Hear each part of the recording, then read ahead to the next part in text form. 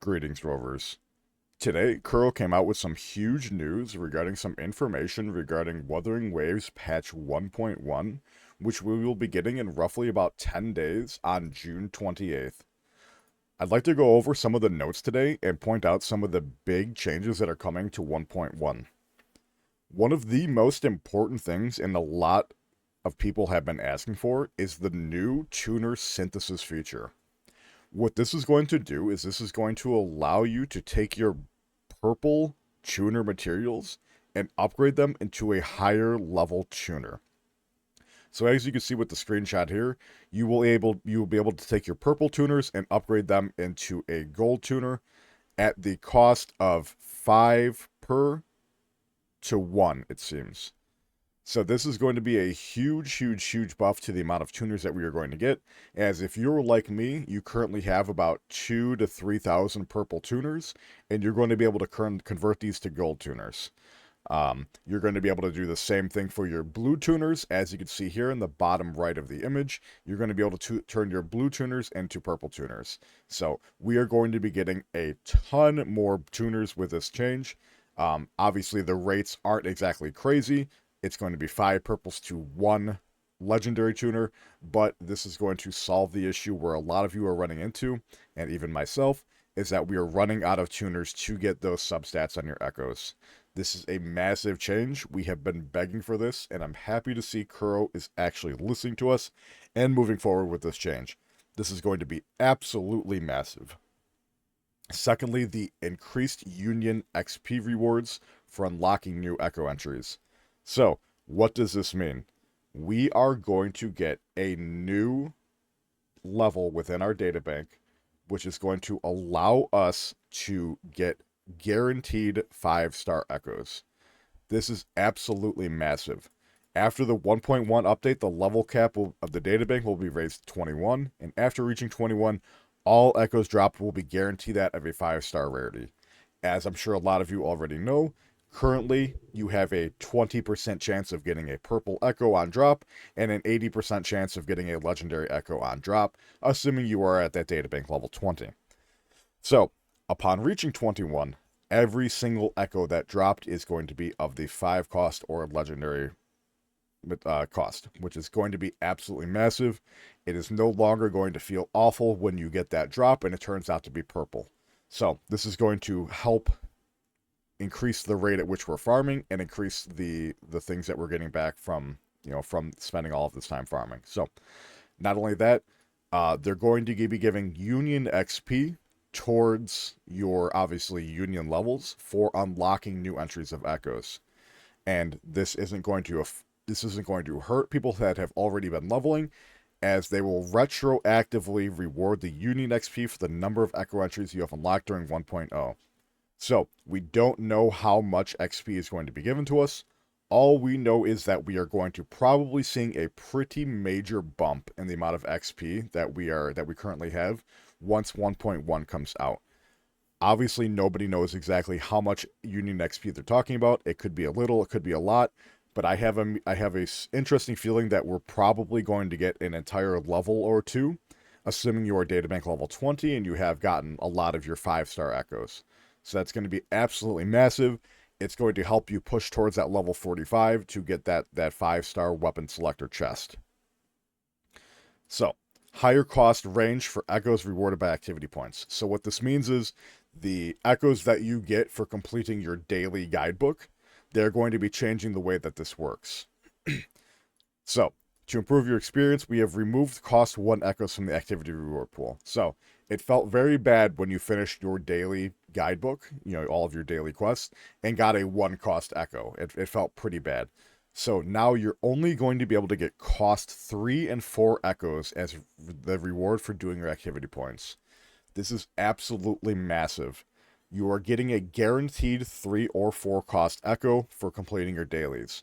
Before, you could get anything in between, and now you're able to get only 3 and 4 costs.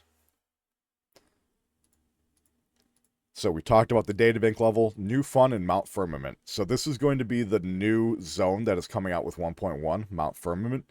There's going to be a new sort of puzzle You're going to be able to transform into Clang Bang, which is this little cute ice guy, similar to how the cruise wing operated when you had to go through go through the various stages and go through the hoops. So there's going to be a new Echo event, not necessarily Echo event, but a new Echo puzzle out in the world. Other optimizations: removing the task field of reward collecting animation. You may now collect the reward directly. This has already been announced in the previous developer note, but if you guys aren't aware, every time you clear a tacit field and you go to collect your rewards, there is a like 20 to 30 second cutscene that plays as you're sitting there waiting for the reward to unlock. They're removing this. You will no longer need to sit through that absurdly long cutscene, and you're just going to be able to collect your rewards immediately. So there's gonna be no waiting. It's just gonna be boom, boom, boom. You're gonna be able to get through it a lot quicker, and shave the amount of time it takes to farm tacit fields out by probably anywhere from 15 to 20%, which is gonna be huge. They're lowering the Echo Shell Credit leveling cost. This is also massive, as a lot of you, and I am as well, are having issues with your shell credits, especially with how much more expensive things get at the higher level you get. This is going to be a pretty big change in regards to we're not going to have to spend as many shell credits for leveling up those echoes. And if you're anything like me, you're leveling up so many echoes because you don't get those rolls. They're simplifying the cruise wing challenge. We've slowed down the flying speed of the cruise wing and extended the time limit. So I know this was a pretty specific issue with mobile because people were having issues controlling the cruise wing on mobile. This may not affect the PC players too much, but just making things a little bit more accessible is never a bad thing. Other events that are coming, we're getting in new Depths of the Elusive Realm, so that roguelike mode with that door out in the world. It's going to be content Dreams Ablaze in Darkness, and we're getting raised event rewards. On 1.1, we're adding the roguelike back. Powerful mechanics such as tokens, symphony rank, and different mimetic tuning available to create your own powerful build. Total event rewards will be increased to 1,000 asteroid. So before, we weren't getting 1,000 asteroid for completing this. Now they're bumping up the entire rewards to 1,000 asteroid, which is absolutely huge. Comes out to roughly about 9-ish pulls. So new area exploration event, Mount Firmament. Obviously, coming a new area, there's going to be new exploration events going on. You're going to be able to claim up to 800 asteroids, resonance potions, seal tubes, and more. So we're just going to be getting the standard leveling materials for echoes, resonators, and weapons, along with some asteroid. Increased convene item exchange. So prior in regards to the corals, the oscillated corals, you were only able to grab 6 of them per reset, I believe it was. Now we're going to be able to gain 7 per reset, which is absolutely huge. That's going to be another consistent amount of pulls that we're going to be able to get on a monthly basis. This isn't obviously a one-time thing. It's going to be basically every sort of patch that comes out, you're going to be able to get those resets. Preview of other special events. So there's going to be a ton of events coming with 1.1, the Gifts of Celestial Light, which is going to be probably something along the lines of the current thing we have with Sanhua. The Lalo campaign, the Tactical Simulacra, which seems very close to the current simulated training event that we got in 1.0, which was basically like double rewards for resonator materials or weapon materials. Level material event, drop material after sound abundance, again same thing, double material drops, and the echo double drop chord cleansing. So chord cleansing is going to be absolutely huge. We're going to be able to get double echoes from doing tacit fields. We don't know if this is going to be you can only do this 3 times per day sort of deal, but more than likely it is. So keep that in mind when you're planning out how you're going to be spending your wayplates. You're probably only going to be able to do this 3 times per day to get the double drops. So a couple of the things that Ted talked about, the new Mount Firmament layered map.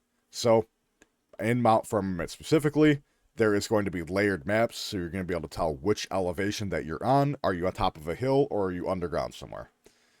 There's going to be new quest area progress. You're going to be able to track what you haven't completed in specific areas. Is there quests that you haven't complete? Is there side quests you haven't done? You're going to be able to track this within the guidebook. The loot mapper is getting its area increased, so you're no longer going to have to constantly spam your loot mapper while running around. The area is going to be massively increased.